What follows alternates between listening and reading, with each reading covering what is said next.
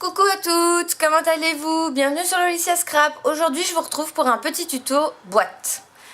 Donc nous allons faire une boîte avec la punchboard. Donc vous avez différentes tailles comme vous pouvez le voir. Donc on va passer à la réalisation tout de suite. Donc pour ceci il vous faut la punchboard. Aujourd'hui j'ai décidé de faire cette taille de boîte la plus grande. Donc il vous faudra un papier de 30,5 sur 30,5. Donc on ouvre la punchboard, on ouvre le bras articulé et on prend son papier. Donc pour le papier 30-30, vous regardez les mesures de la punchboard, les repères. Donc les repères ici ce sera XL et XL. Pour les boîtes, les repères ce sont les petites lettres des deux côtés, voilà, en doré. Donc vous prenez votre papier, vous l'alignez sur la ligne XL. Voilà, vous punchez et vous tirez donc un trait de ce côté-là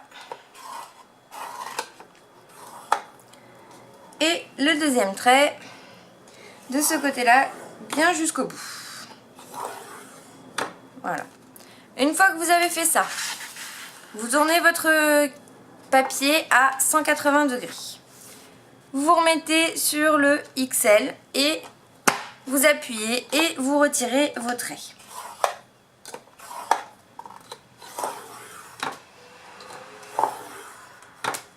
Voilà. Vous avez une base. Voilà. Je ne sais pas si on voit bien les traits.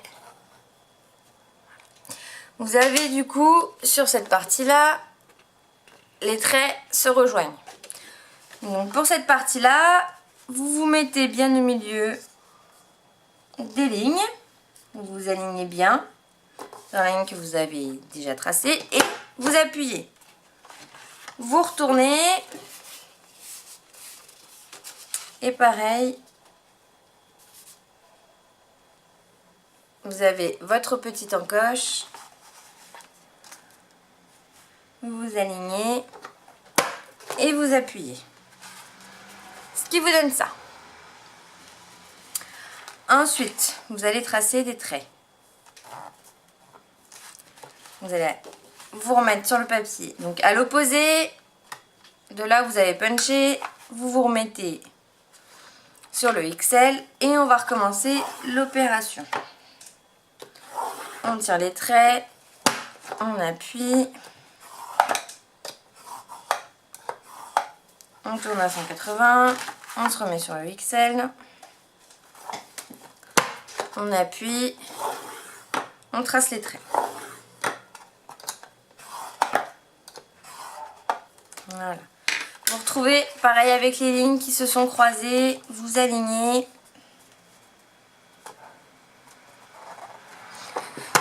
Et vous appuyez. De la même de l'autre côté, on appuie.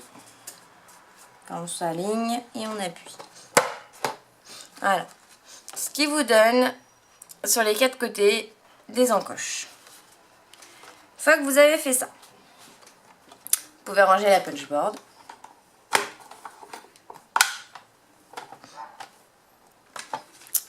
Après, si vous voulez un rendu différent, c'est-à-dire soit vous pouvez ici arrondir les angles, soit ici arrondir les angles et faire une encoche. Donc vous mettez bien, vous calez bien votre papier et vous le faites sur les quatre côtés. Voilà, on cale le papier, on appuie, on cale le papier, on appuie, on cale le papier, on appuie. Voilà. Ce qui vous donne des bords arrondis avec une petite encoche. Ce qui va permettre, quand vous allez plier la boîte, de pouvoir la fermer. Donc, on met les chutes de papier d'un côté. Voilà, vous prenez votre petit stylet. Et on va marquer les plis. Donc après, moi j'ai un papier qui, comme vous voyez, est imprimé des deux côtés. Donc après, c'est à vous de voir quel côté du papier vous voulez voir à l'extérieur.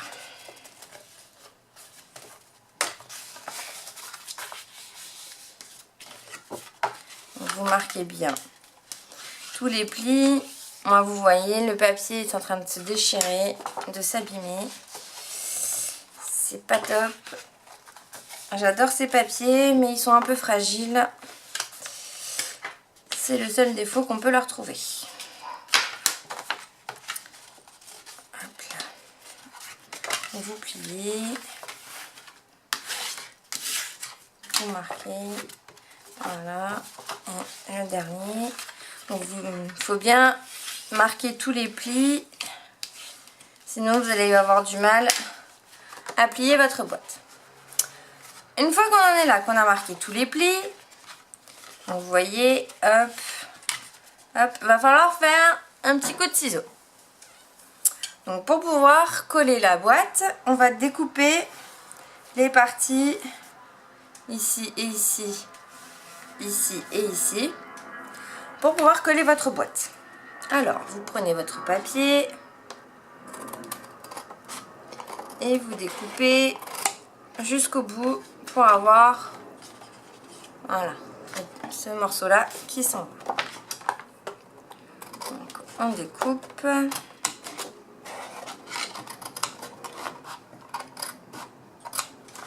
Voilà, vous tournez votre papier et on fait la même en face. Un petit coup de ciseau.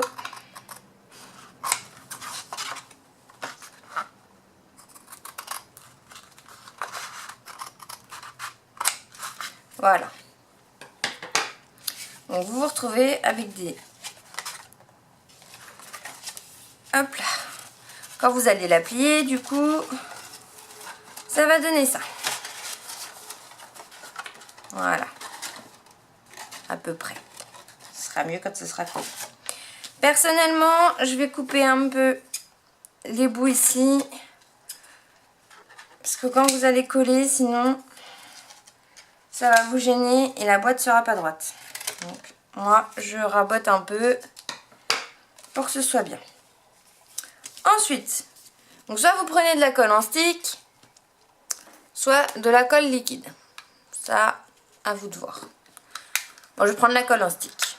Vous prenez votre colle en stick ou votre colle liquide et vous allez en coller la partie que l'on vient de découper.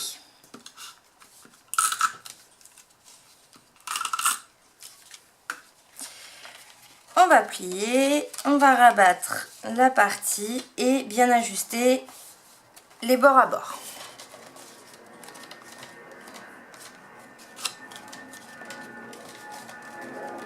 Voilà, et on fait ça pour les 4 coins. Voilà. Un petit point de colle.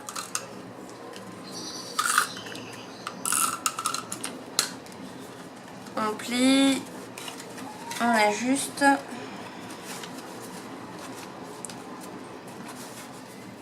Voilà. Encore sur les autres côtés. On applique la colle. Alors là, vous voyez, je vais passer à la colle liquide parce que du coup, c'est pas pratique du tout.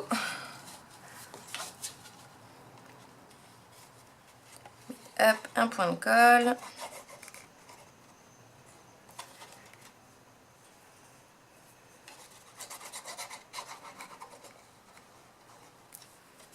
Et un autre point de colle de l'autre côté. Voilà. Alors là, pour ce côté-là, je vais déjà coller, voilà. Comme ça, on replie la boîte et on ajuste bord à bord. Donc, quand vous utilisez de la colle liquide, comme vous pouvez le voir ici, j'ai de la colle qui s'en va sur le côté. Donc, il faut éviter de les mettre trop proches du bord pour que quand vous allez tout fixer, ça ne bave sur votre papier. Sinon, ça va vous faire comme vous avez, je sais pas si on voit, ça va vous faire des petites traces. Ce sera pas joli. Donc, vraiment, pensez à ne pas trop en mettre sur les bords pour que quand vous allez appuyer, ça ne bave pas. Voilà, après vous pouvez faire des petites retouches de colle si vous avez besoin. Voilà. Donc là, votre boîte est collée. Vous avez une boîte comme ceci. Après, soit vous pouvez les accrocher avec, si vous avez fait les petites encoches. Voilà. On ferme là et là.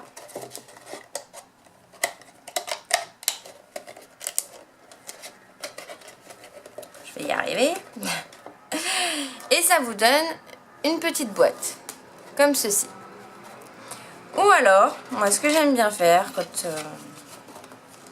il y a un double comme ça, vous pouvez aussi tout simplement la laisser ouverte, mettre des points mousse, un point mousse ici, et le coller comme ça.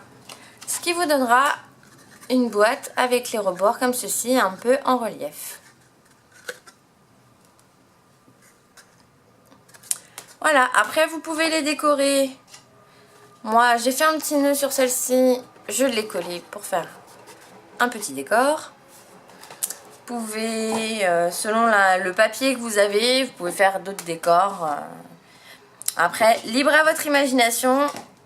Ça, les goûts et les couleurs des décors, comme on dit, c'est propre à chacun. Donc voilà, c'est fini. J'espère que la vidéo vous aura plu, qu'elle n'aura pas été trop longue. Si vous avez des questions, n'hésitez pas à les laisser en commentaire. Et je vous dis à bientôt pour un nouveau tuto scrap. Bonne journée, scrapez bien!